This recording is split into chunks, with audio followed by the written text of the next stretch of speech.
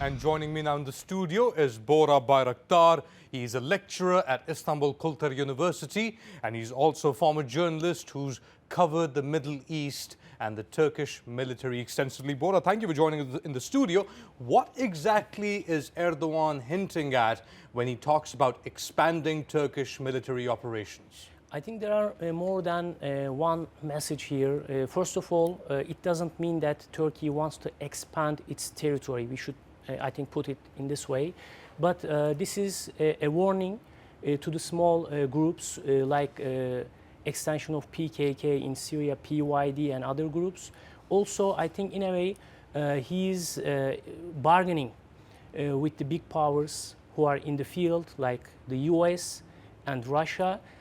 Also, we should say that he's trying to underline Turkey's determination, and also he sets a deterrence to the parties in the field. So you're saying that this is being used as a means to send a message to powers in Syria, be it Russia, the US? Yes, but at the same time, okay, this is a message, but this is also a possibility. I mean, if Turkey needs and feels that it is necessary, Erdogan is saying that Turkey can act, because Turkey has this capacity, also proved when it sees necessary. Turkey actually did some operations, some air operations. Also, day by day, if you follow, we see that Turkish air forces sometimes hit targets in northern Iraq. Also, is hitting with howitzers in Afrin, in other places. Turkey is very active around its border.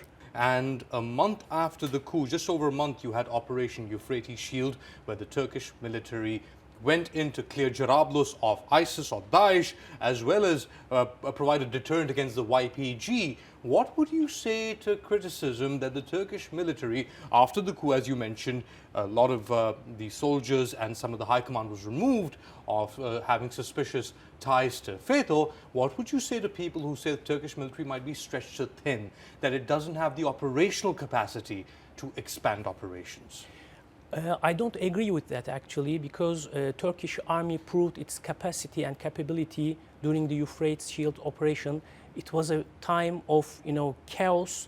There was a problem. The morale was low, and also not only the military coup, but also the army was fighting in southeast of Turkey against PKK and YPG. So they were tired, and at the same time, because of their problems in the army chain of command, lots of problems. But despite this, within 6 months or so, Turkish army was able to remove Daesh and PKK, PYD from its borders. Last year, I remember when I was in Kilis, border town of Turkey, people sent their families, children and women outside of the city because of the falling bombs and missiles. This year, everybody is back home, and also you feel a strong sense of security at the border. So this is a success. Now we have, 1 year after all this happened, now I think the restructuring of the army, removal of FETÖ generals and officers outside of the army. So I think the chain of command is stronger, morale is high, and also Turkish army now is more experienced because of the fighting in southeast of Turkey and also the Euphrates Shield. So I think they are in better shape when we compare with the last year. Bora, thank you for joining us. Bora Bayraktar joining us in the studio.